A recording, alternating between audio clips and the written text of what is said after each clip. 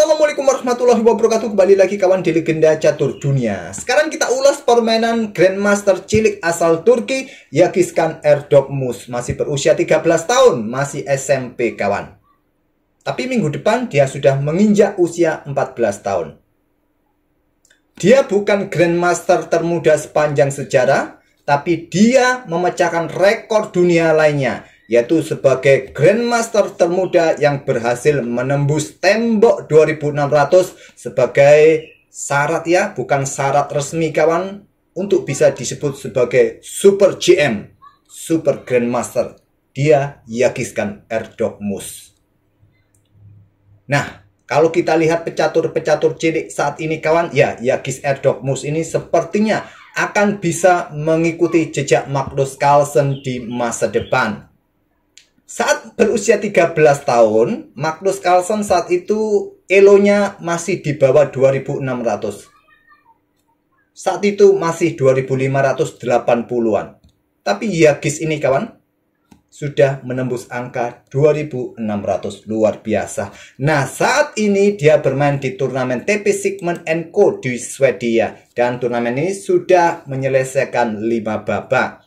Turnamen ini diikuti oleh 8 Grandmaster. Ada Grandmaster 2700, ada Grandmaster 2600 kawan. Ya, Yakiz ini merupakan pecatur termuda yang ikut turnamen ini.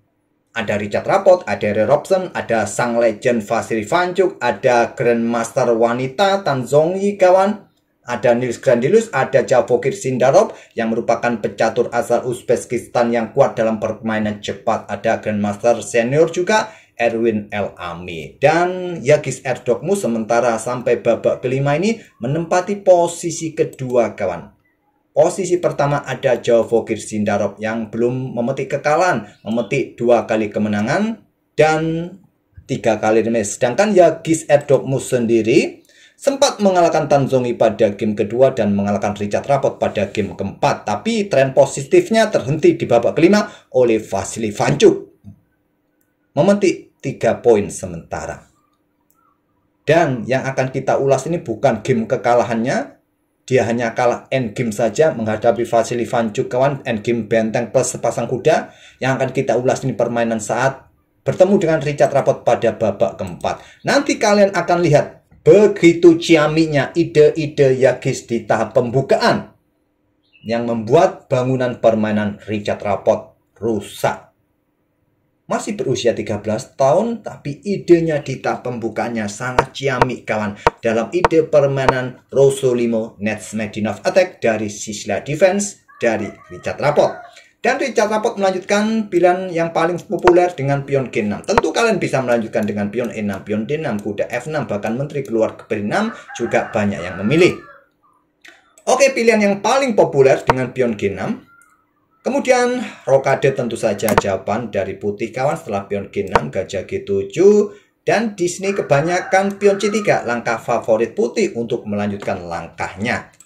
Tapi engine menyukai dengan gajah sikat kuda C6, pion C3 juga merupakan rekomendasi dari engine benteng E1, masih layak atau bagus juga dilanjutkan oleh putih. Tapi Yakiz memilih jalur sampingan kawan, yaitu dengan pion D3 langsung. Kita keluar dari jalur utama sekarang di langkah kelima ini. Dengan jalur utama pion C3 saya akan tunjukkan seperti biasa sebagai bahan referensi ya. Hitam keluarkan kuda F6, benteng E1 jaga pion dulu juga sembari keluar ke lajur pusat. Hitam rokade, sekarang pion D4, pion pukul, ambil balik, pion D5. Pion E5, kuda E4, kuda C3 jual beli, dan mungkin kuda A5 ini banyak juga yang memilih, ataupun gajah D7, gajah F5, menteri C7 bisa jadi opsi juga. Memilih dengan pion D3 saja Yakiz ini, pion D6. Nah, baru sekarang gajah sikat kuda C6. Memecah konstruksi pion hitam. Itulah salah satu ide Rosolimo kawan. Menyerahkan gajah untuk merusak struktur bangunan Sislia lawan. Kemudian pion E5. Inilah ide yang menurut admin sangat ciamik untuk seukuran bocah berusia 13 tahun. Di game terdahulu, sebagian besar pemain putih lebih menyukai langkah seperti pion H3 ini kawan, melanjutkan pengembangan kuda C3, kuda B2, atau benteng E1. Inilah langkah-langkah standar untuk melanjutkan pengembangan. Tapi, Yagis memilih langkah engine. Idenya apa? Jelas, sementara terlihat mendapatkan ruang atau untuk merusak struktur bangunan pion lawan. Atau juga kosongkan peta E4 ini untuk aktivitas kudanya nanti ke depan. Kalau diterima oleh hitam, coba lihat ya. Double pionnya ada di dua lajur. Pion terpisah di lajur A. Ide dari bocah berusia 13 tahun ciamik di tahap pembukaan ini kawan.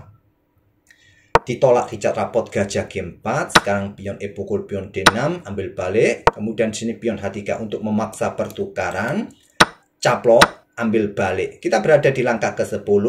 Kontrol waktu, terlihat mereka bermain sat di tahap pembukaan. Mereka sudah kuasai pembukaan ini tanpa berpikir lama. Bahkan Richard Rapot mendapatkan plus 2 menit ya. 1 jam 32 menit jadinya di langkah ke-10. Mereka siap betul di pembukaan ini kawan. Menteri sedang mengincar pion C6. Kuda E7 juga untuk blokade supaya nggak kena tempo. Persiapan rokade kawan. Dan di sini Yagis lanjutkan pengembangan juga kuda C3. Ada pion H6, kontrol ya, peta G5 terlebih dahulu. Dan baru Yagis di sini memanfaatkan kontrol waktunya kawan. Berpikir 6 menit dia keluarkan gajah F4-nya. Rapot rokade, kemudian kuda E4 menyerang pion yang di sini. Ada kuda ke F5 jaga pion. Dan juga kawan persiapan lompat nanti serang menteri, serang pion yang di sini terbuka juga di sini ada ancaman kawan. Kalau sementara kalian usir untuk mendapatkan pion center, susah kawan, buat putih susah. Karena ada kuda D4, menteri mundur, coba lihat ya, kalian kehilangan momentum, mungkin hitam akan strike di peta F5. Jadi, dengan pion C3 saja kontrol peta D4, blokade diagonal gelap. Ada benteng B8, benteng AB1. Kemudian benteng B7 cukup naik ke baris ke-7 saja, langkah terkuat. Rapot memilih angkat benteng kawan ke peta B5. Idenya mungkin siap dorong pion ini untuk menjaga pion yang di sini. Menteri D1, langkah bagus kawan.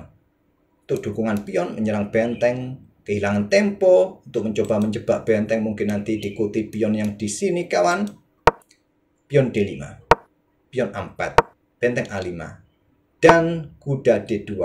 Kenapa ya nggak lanjutkan seperti ini saja? Disarankan engine seperti ini menyerahkan benteng kawan. Ada ide seperti itu untuk membebaskan pion yang di sini. Jadi langkah terbaik dari Yagis, tarik mundur saja kuda ke D2. Benteng A6 ingin keluar kawan supaya aktif kembali karena posisi pion ini cukup mengganggu di baris kelima.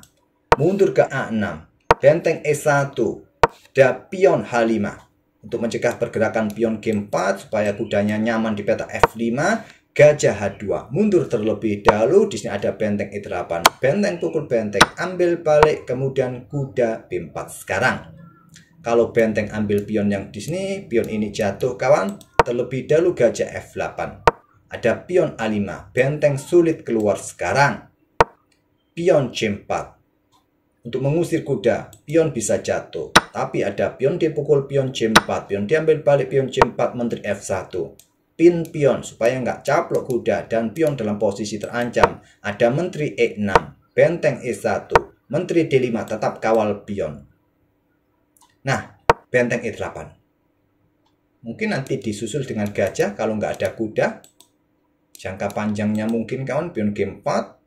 Tapi langkah kuat lainnya dengan benteng E5 ini juga bagus. Nah, menteri D3, menteri pukul menteri sini, ambil balik, dan bisa melanjutkan raja F1 untuk cepat aktif mengawal pion hitam. Coba lihat, hitam masih kesulitan untuk keluar. Kalaupun berikan ruang pergerakan bagi bentengnya ya simpel di sini. Kalau benteng ambil pion yang di sini kawan, pion ini jatuh, pertukaran benteng bisa terjadi, dan putih masih tetap unggul pion. Dan coba lihat pion bebasnya di lajur C ini cukup menakutkan. Tapi dengan benteng E8, pion C5, baru sekarang benteng E5, menteri D3, kuda ambil pion C5, ancam benteng kawan. Pertukaran menteri terlebih dahulu, ambil balik, benteng ambil pion A5. Beda ya cerita, karena tidak ada pion di sini kawan. Coba lihat, sudah tidak ada pion di sini. Jadi tidak bisa lompat ke sini lagi, tidak bisa membuat pion ini bebas. Tapi kuda D7, ancam benteng juga coba siap garbu gajah. Kalau nggak dicaplok jadi benteng pukul benteng atau ke sini kawan.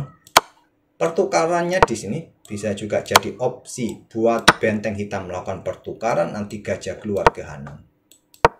Tapi langsung benteng pukul benteng E5, gajah ambil balik untuk keluar aktif ya, untuk mendapatkan diagonal yang lebih banyak ketimbang berada di sini mocok, ambil dengan kuda. Coba lihat gajahnya pasif di sini, kurang bagus. Jadi langsung aktif keluar, pion H4, dapatkan ruang kuda F6 cek, Raja G7, ada kuda E4 discover cek, dan persiapan juga ke sini coba rebut pion, gajah bisa mengawal petak D6. Dan raport di sini membuat langkah pengorbanan pion untuk berikan jalan pergerakan bagi rajanya. Diterima cek, Raja F7, kemudian gajah G5. Raja E6, ada kuda D2. Raja D5, kawal pionnya kuda F3. Serang pion yang di sini kawan. Raja C5, nah dia keluarkan rajanya juga untuk mengawal pion di sisi menteri ini. Raja B5 dan Raja D1. Gajah C5 mengincar pion yang di sini kawan. Pertukaran pion terjadi dengan cara kuda pukul kuda H4. Gajah ambil pion F2. Kalau seperti ini ya gajah masih bisa mengawal pionnya. Mau apapun putih dalam posisi bagus di sayap raja ini. Nah, tadi dengan gajah ambil pion F2, kuda pukul kuda, ambil balik kawan. Kemudian seperti yang kalian lihat, Yagis Erdogmus sudah menciptakan pion bebas di lajur H ini. Sulit lagi dikawal. Petak terakhir, petak gelap. Sama-sama punya gajah gelap. Raja mencoba mengejar pion, sudah terlambat. Dorong terus pionnya maju ke H5, gajah G3 untuk mencari diagonal gelap panjang kawan. Sudah terlambat, ada pion H6. Gajah E5, gajah E3, rapot menyerah di langkah ke-46 ini. Gajah ke E3, siap-siap ke petak D4 kawan. Dan seperti yang kalian lihat, pion masih bisa untuk promosi, putih akan tetap menang. Itulah idenya gajah E3. Bagaimana permainan Yagis di permainan game ini kawan? Kalian tahu akurasinya berapa kira-kira? Kalian tidak lihat langkah bertanda kuning satupun dari langkah-langkah Yagis Erdogmus tadi. Akurasinya sebesar 98,1%. Luar biasa, luar biasa. Sedangkan Richard Rapot hanya 90%. Oke, semoga bisa menghibur dan menginspirasi kalian permainan Yagis Erdogmus ini kawan. Dan kita akan bertemu di video-video berikutnya. Terima kasih. Wassalamualaikum warahmatullahi wabarakatuh.